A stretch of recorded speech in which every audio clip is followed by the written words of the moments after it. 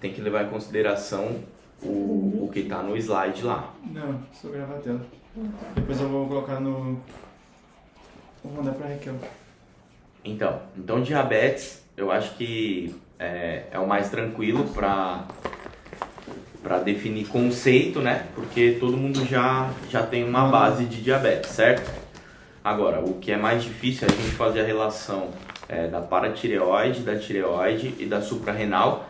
E eu acho que hidrossalino é super tranquilo também, mas eu não sei como vocês estão em hidrossalino. Eu tô de boas. Então, mas é super tranquilo também, tá? Então vamos lá, começar então por paratireoide? Uhum. Tá, perfeito. Ó, pra gente entender a fisiopatologia, é necessário a gente dar uma relembrada em fisiologia, certo?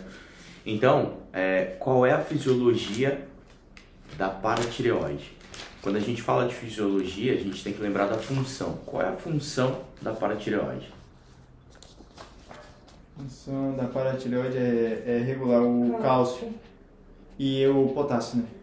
Fósforo. Fósforo, cara. Então, perfeito. Quando a gente fala de paratireoide, a gente tem que lembrar, e isso tem que estar bem fixo na nossa cabeça, que a paratireoide, ela regula o metabolismo de cálcio e fósforo no organismo, certo? Agora, como que a paratireoide faz essa regulação de cálcio e fósforo? Vocês lembram? Uhum. Ela vai atuar em 3 frentes, certo? Ela vai atuar no osso, no rim E no fígado. e no intestino. Intestino. Então, osso, rim e intestino. Então, o mecanismo natural do osso é liberar e armazenar cálcio, ok? O mecanismo natural do rim é reabsorver e eliminar cálcio. E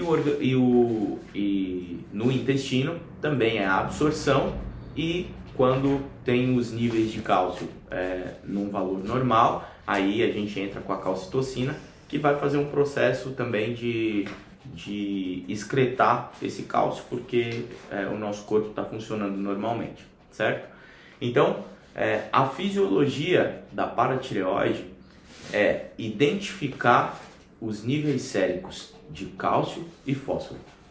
Então, a gente tem que lembrar disso. Paratireoide, qual é a função dela? Nível sérico de cálcio e fósforo, ok? Uma vez que a gente sabe da fisiologia, aí a gente entra na fisiopatologia. Bom, se eu começo a falar para vocês de hiperparatireoidismo, qual é a relação que vocês lembram para mim? Só ouvindo a palavra hiperparatireoidismo. O que significa isso? É o hormônio paratireoide elevado, né? Exatamente. Então a gente tem um aumento patológico do hormônio PTH, certo? A gente está com o hormônio PTH elevado. Perfeito. Então, nós vamos ter no hiperparatireoidismo a atuação em 3 frentes: no osso, no rim e no intestino, certo? Como que o PTH vai agir no osso? O osso, ele vai ativar os osteoclastos, né? Exatamente. Então, no osso, ele vai fazer o processo de ativação dos osteoclastos. Vocês lembram em histologia qual é a função dos osteoclastos, certo? Os osteoclastos, eles fazem a quebra do cálcio, ok? Então, eles retiram esse cálcio do osso e jogam esse cálcio na corrente sanguínea, ok? Então, perfeito. No rim, como que vai ser a atuação do PTH? Ele vai atuar no... Reabsorção de fosfato. e cálcio, né? Vamos lá. Cálcio. Então, no rim, como que vai funcionar? Quando a gente tem o PTH conversando diretamente com o rim, ele vai falar assim, ó, rim, eu quero que você reabsorva todo o cálcio, só que cálcio e fósforo andam juntos, como fosfato de cálcio. Então, reabsorve para mim todo o cálcio, mas manda embora o fósforo. Eu não quero o fósforo, porque eu preciso fazer um equilíbrio. certo? Então, reabsorção de cálcio e liberação pela urina de fósforo. Então, o meu túbulo proximal, ele vai fazer o processo de reabsorção cálcica e vai mandar o fósforo para a urina, excretando esse fósforo, ok? E no intestino, aliás, ainda no rim, a ordem do PTH é que faça a sintetização de vitamina D. O rim, ele tem a capacidade de sintetizar a vitamina D. Então, o PTH atuando no rim, ele fala, eu preciso que você faça a sintetização de vitamina D, para quê? Para que essa vitamina D vá ao intestino e no intestino facilite o processo de absorção de cálcio, certo? Então, no intestino, o PTH vai atuar falando o seguinte, olha, não libera nada de cálcio. Eu quero todo o cálcio que passar por aqui, então toda a ingesta que a gente faz com cálcio vai ser armazenada e absorvida no intestino uma vez que o PTH esteja atuando ali, certo? Então, repete para mim, como é que tá no osso com o PTH alto? Qual é a função do PTH no osso? No osso, ele faz a regulação da armazenagem. O osteoclasto, né? Ele vai fazer, na verdade, quem faz a armazenagem é o osteoblasto. O osteoblasto. O osteoclasto, ele faz a quebra. A quebra. Certo? Então, ele vai ativar, vai ter uma atividade osteoclástica e vai fazer a quebra de cálcio para jogar esse cálcio na corrente sanguínea. Tem que lembrar que o maior nível, o maior estoque, aliás, de cálcio que nós temos no corpo está no osso, certo? Então, ativando os osteoclastos, eu tenho uma quebra de cálcio no osso e, consequentemente, um aumento de cálcio na corrente sanguínea, certo? Agora, a nível renal, como que vai ser a atividade do PTH? Reabsorção do cálcio. E absorção do cálcio. Ele e faz eliminação, do eliminação do fósforo. fósforo. Exatamente. Então, no rim, a gente tem uma reabsorção cálcica, certo? E uma eliminação de fósforo. Então, lembra disso, porque isso vai ser primordial, principalmente para fazer a prova. Quando a gente fala de PTH e atividade de cálcio, de fósforo, potássio e carbonato, a gente vai ter uma relação muito maior que isso. Mas para fazer a prova, o que a gente precisa saber? Relacionar como que vai estar nível de cálcio no sangue e na urina, como que vai estar nível de fósforo no sangue e na urina, certo? De acordo com a patologia estudada. Então vamos lá. Se eu falo para vocês, eu tenho um aumento da PTH, porque a PTH, o PTH ele tá, a minha glândula paratireoide ela tá doente. Ela não está conseguindo discernir os níveis séricos de cálcio. Então, automaticamente ela vai falar, se é uma hiperfunção, ela vai falar, eu preciso de cálcio. Então ela vai atuar nos 3 órgãos, osso, rim e intestino.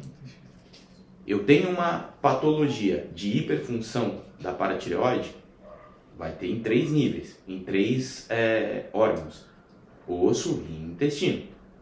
No osso, eu tenho uma atividade, uma hiperatividade osteoclástica.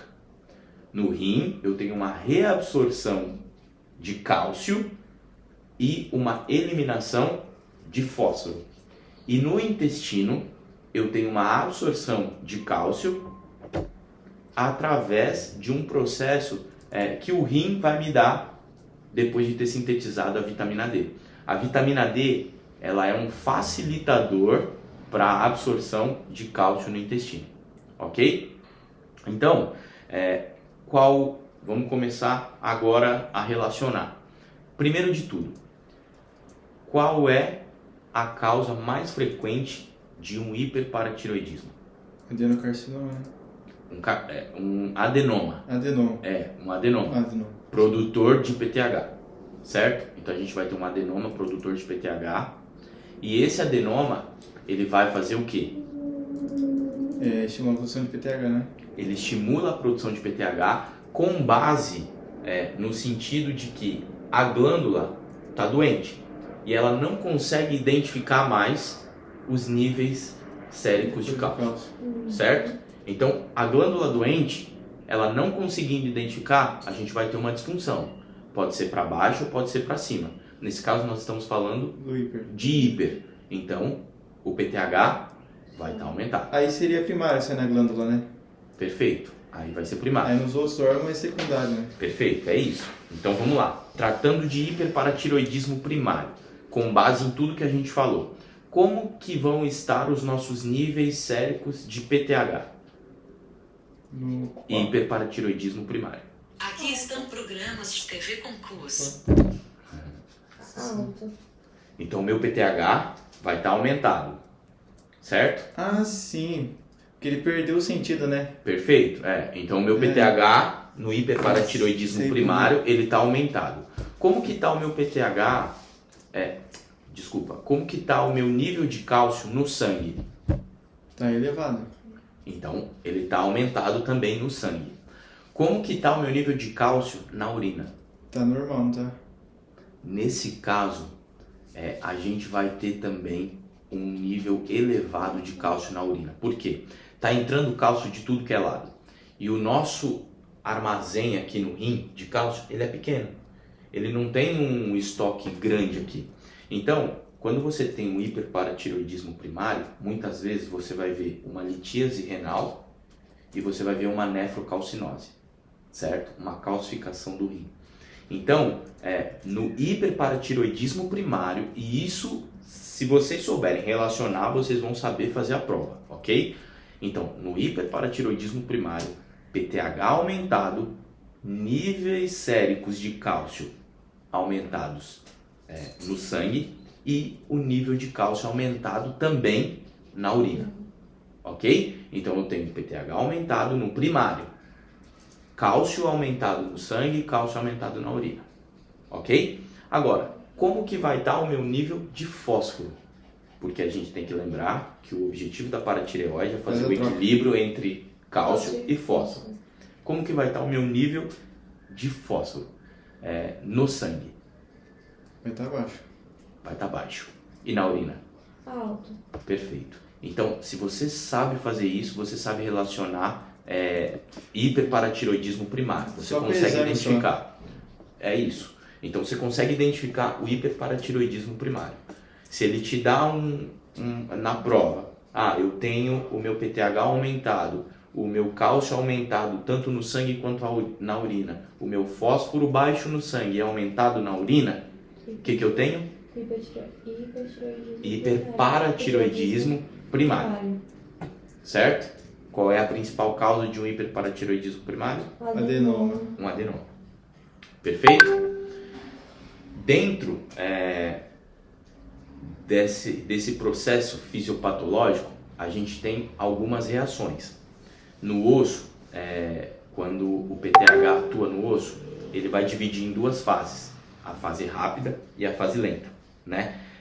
A fase rápida, ela vai renovar os sais de fosfato, de cálcio, né? E vão aumentar os cristais amorfos.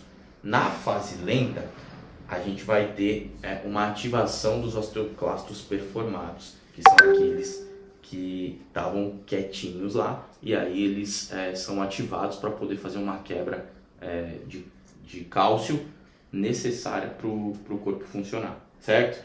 Então, quando a gente encontra essa relação, você consegue fazer qualquer prova com qualquer exame que chegar para você, qualquer caso clínico que chegar, se você souber fazer essa relação, você vai conseguir fazer a prova. Agora, tem que lembrar referente sinais e sintomas, certo?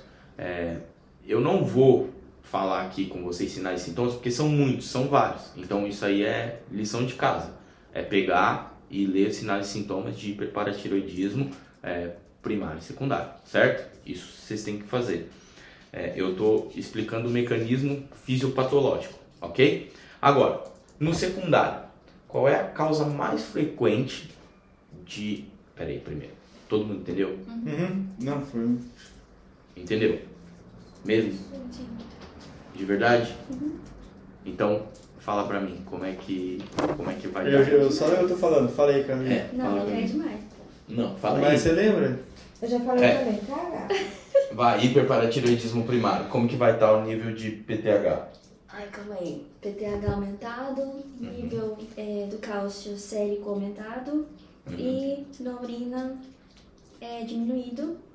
E... Vai estar aumentado também. Ah tá, perdão, vai estar aumentado porque daí pode causar litíases e a outra lá que você falou que eu não lembro. É nefrocalcinose. Nefrocalcinose. Fósforo e triglicéridos vai estar diminuído No sangue diminuído. e na urina aumentado. Perfeito. Ok? Então a gente tem hiperparatiroidismo primário. Agora, quando a gente fala de hiperparatiroidismo secundário, qual é a principal causa de hiperparatiroidismo secundário? Uma doença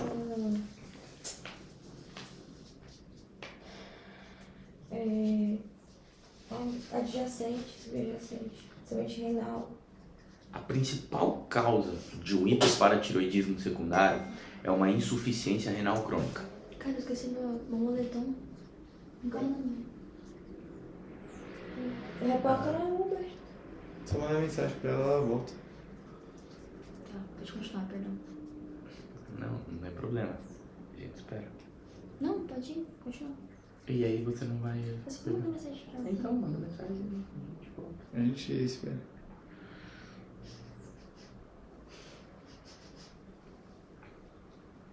O que você tá comendo?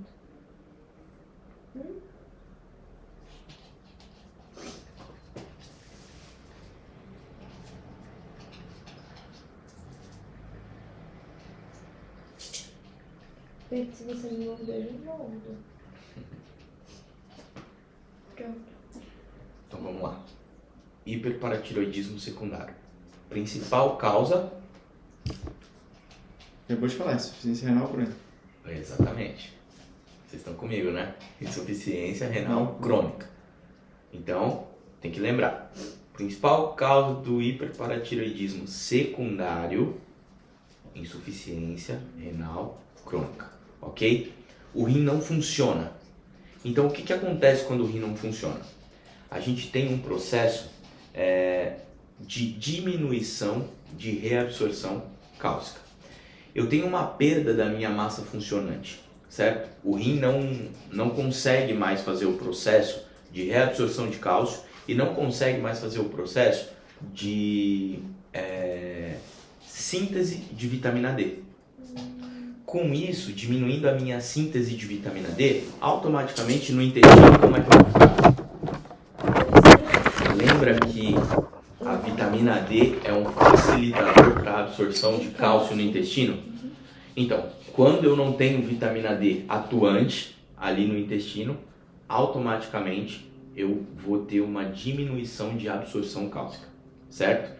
Com isso, a minha glândula agora, ela está perfeita, certo? Mas como eu baixei o meu nível de cálcio, quando passar aqui nos meus receptores de cálcio, a minha glândula vai identificar o quê? Porra, a gente tá com cálcio baixo. Então, aonde que eu vou atuar? No PTH? Ela vai enviar o PTH. Pra onde? No osso. Osso. Tem o rim e depois o intestino. Perfeito. Então, ela vai atuar nos três, igualzinho como ela sempre fez. Só que ela vai chegar no osso e vai falar: osso, eu preciso que você tenha uma hiperreatividade osteoclástica, certo? Vai chegar no rim e vai falar: rim, eu preciso que você faça uma reabsorção de cálcio e sintetize quem? Vitamina D, ok? E vai chegar no intestino e vai falar: intestino, olha, eu preciso que você faça uma absorção de cálcio, né? E eu já mandei o rim fabricar vitamina D. Só que quando ela chega no rim, o rim tem uma capacidade totalmente reduzida. Então ele fala: porra, PTH, eu não consigo, velho. Eu não tô conseguindo reabsorver cálcio, porque a minha massa funcionante está diminuída. E eu não tô conseguindo fabricar vitamina D, porque eu tô com sérios problemas aqui, em função da massa funcionante renal estar diminuída, ok? Quando isso acontece, a PTH cada vez mais vai aumentar os níveis, a paratireoide cada vez mais vai aumentar os níveis de PTH, certo? E vai falar, não, eu preciso que você faça o processo de reabsorção. O rim não aguenta. Então, o que acontece? Em consequência disso, nós vamos ter uma ação osteoclástica aumentada, porém, quais são as principais células que necessitam de cálcio? As musculares, né? As principais células são as musculares. Agora, qual é o principal músculo que você tem no seu corpo? Coração. Coração. Então, o que acontece? O corpo é inteligente. Ele não vai deixar de aportar cálcio para o coração em função de uma necessidade muscular, de mexer o braço. Por quê? Porque se o coração para, vai parar tudo. Então, automaticamente, processo de sinapse, o cérebro e o coração é que vão receber esse cálcio dos osteoclastos. E o resto do corpo, nada. Ah, sim. Certo? Então, o que acontece? Aí é onde entra a fadiga, né? E Exatamente. também, né? Aí você vai ter cãibra, aí você vai ter Sim. fadiga, vai afetar um monte de sintomas em função disso. E é aí que eu falo, ó, eu tô te dando a relação. Depois vocês estudam sinais e sintomas relacionando com isso. É que tinha uma questão na prova dele, eu não vou lembrar a questão, mas era tipo muito parecida uma com a outra, era um caso clínico. Aí uma era hiperparotiditismo secundário e a outra acho que era síndrome de Cush. Só que uma tinha praticamente os mesmos sintomas, só que tinha, secundário tinha cãibra. E na outra não tinha. Não, então, é só você saber diferenciar. Então, assim, vai ter doença que vão ser, principalmente, a gente tem que lembrar que paratireoide, tireoide e adrenal, elas andam juntas. É uma regulando a outra, porque todas atuam no rim e todas atuam no processo de hormonização do corpo como um todo. Então, se você fala uma dependendo da outra, automaticamente, se uma falha, a gente vai ter problemas secundários na outra, certo? Então, no hiperparatireoidismo secundário, eu acho que a gente já consegue fazer uma relação com base no que foi dito.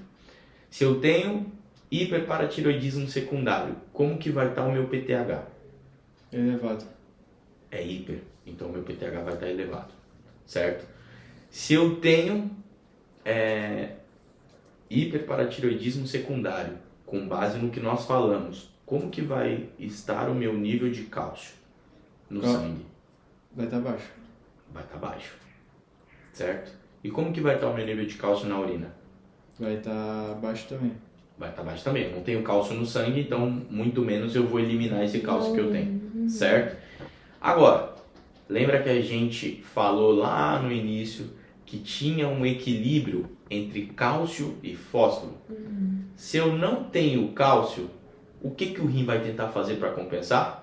Ele vai excretar o fósforo ou vai armazenar o fósforo? Vai armazenar. Então ele vai armazenar o fósforo. Em consequência disso, como que vai estar o meu fósforo no sangue? Elevado. Aumentado. Aumentado. Porque o rim Ah, ele vai vai tentar armazenar. armazenar. E como que vai estar na urina? Baixo. Porque vai estar Baixo. Porque armazenado. ele não vai deixar passar o fósforo para a urina. Certo? Então, com base nisso, a gente já tem a relação montada do hiperparatireoidismo secundário. Como que está o meu PTH? Elevado. Como que está o meu nível de cálcio? Baixo. No sangue ou na urina? Nos dois. Nos dois, exatamente. Nos dois só vai estar alto no coração só. Então, que na verdade vai ser uma pequena quantidade. Não elevado, normal. Vai estar normal, só para ele funcionar, Normal. ok? E se eliminar, acabou esse cálcio de tudo, primeiro que não vai acontecer isso, porque o nosso estoque ósseo, aí você teria que ter uma paralisia completa, né? Já entraria numa enfermidade crônica que é mais fundo que isso, só que a gente não precisa chegar nesse ponto. A gente precisa saber relacionar para identificar os sinais e sintomas e saber o que o paciente tem com base na fisiopatologia de cada enfermidade, ok? Então, eu tenho esse problema de hiperparatiroidismo secundário. Meu nível de PTH está elevado, porque é hiper. Como que está meu cálcio? No sangue elevado. Não, Não, no sangue baixo, Baixo. na urina elevado. não. Os dois estão Os dois são baixos? Os dois estão baixos. Lembra que eu não tenho. Ah, por causa do... Eu não tenho. Fósforo. Então eu não tenho, certo? Então, tanto no sangue quanto na urina, o meu cálcio vai estar baixo. Precisa não confundir, né? Porque tem quem que- fala hiper, na verdade é só os hormônios. É só os hormônios, Isso, sim. exatamente. Então tem Ok. que lembrar muito bem disso. Então eu tenho meu nível de cálcio baixo tanto no sangue quanto na urina. Se eu não tenho no sangue, como que eu vou excretar? Não tem como. É impossível, certo? Então eu não vou excretar. Porém, a gente tem que lembrar que cálcio e fósforo tem um equilíbrio entre eles, porque eles andam juntos. Fosfato de cálcio, eles andam juntos. Só que como o cálcio não está passando ali, o que o rim faz? Ele reabsorve o fósforo. Pra substituir, né? Porque o objetivo é o seguinte, se o fósforo encontrar uma molécula de cálcio, o que ele vai fazer? Ele vai colar nessa molécula de de cálcio, para formar fosfato de cálcio. Então, uma vez que eu tenho fósforo na corrente sanguínea, ele vai em busca de um cálcio. Então, por isso que o rim faz esse processo, joga o fósforo para dentro e vamos ver se ele encontra Perdidinho. um cálcio por aí, certo? Então, hiperparatiroidismo secundário, vamos de novo. PTH, Alto. nível de cálcio tanto no sangue quanto na urina. Baixo. Fósforo, como que vai estar no sangue? Alto. Errado e na urina Baixo. Perfeito. A gente já sabe relacionar hiperparatiroidismo primário e hiperparatiroidismo secundário, ok? Agora vocês precisam verificar sinais e sintomas que vão diferenciar. Se o professor não te dá os valores de cálcio e de fósforo, mas te dá os sinais e sintomas, aí vocês têm que saber diferenciar a patologia, certo? Agora, tem que lembrar que tudo está relacionado, certo? Você vai sentir uma letargia com aumento de cálcio e você vai ter uma paralisia sem o cálcio. Então, são coisas que andam juntas, mas ao mesmo tempo peculiares, certo? Cada um com o seu problema, ok? Então, vamos lá. Depois do hipersecundário, a gente tem o hipoparatiroidismo, certo? O hipo. Hipo. E aí a gente começa com a causa mais comum. Qual é a causa mais comum de hipoparatiroidismo? Muito bom. No hipoparatiroidismo, a causa mais comum é cirurgia. Porque o que acontece? A glândula, ela está acostumada a enviar o hormônio com base em tumores. Agora, quando eu tenho um problema de câncer, quando eu tenho um problema na glândula específica e eu preciso fazer uma cirurgia, eu vou ou deixar de produzir ou produzir em pequena quantidade, certo? E aí, nesse caso, é o mais comum para a gente ter um hipoparatiroidismo, certo? Então, quando eu falo hipoparatiroidismo, o que eu estou querendo dizer? Que o hormônio PTH está baixo, está diminuído, certo? Hormônio PTH baixo, diminuído, a gente vai ter uma ação osteoclástica ativa? Não. A gente vai ter uma reabsorção de cálcio a nível renal? Lembra da fisiologia lá atrás, quando eu falei. Quem é que faz o processo para avisar o rim que ele precisa fazer uma reabsorção de cálcio? PTH. Então, se eu não tenho PTH, o que o rim entende? Não tá precisando. Não está precisando. Então, do jeito que vem, armazena um pouquinho, encheu o meu estoque, elimina o resto. Certo? E no intestino, a mesma coisa. Certo? Então, quando a gente tem o PTH baixo, a gente não tem o sinal enviado para esses 3 órgãos. A gente não vai ter uma hiperreatividade osteoclástica, a gente não vai ter uma reabsorção de cálcio a nível normal ou elevado, e não vamos ter uma absorção de cálcio a nível intestinal também, certo? Nesse caso, tem que lembrar da calcitocina. Vocês lembram qual é a função da calcitocina? Era pra vitamina D, né? A calcitocina Não. faz a ativação dos osteoblastos, Ah, tá bom. que é diferente dos osteoclastos. Então a calcitocina fala, opa, peraí, eu acho que a gente já está com um nível de cálcio normalzinho. Certo. Não, a gente espera.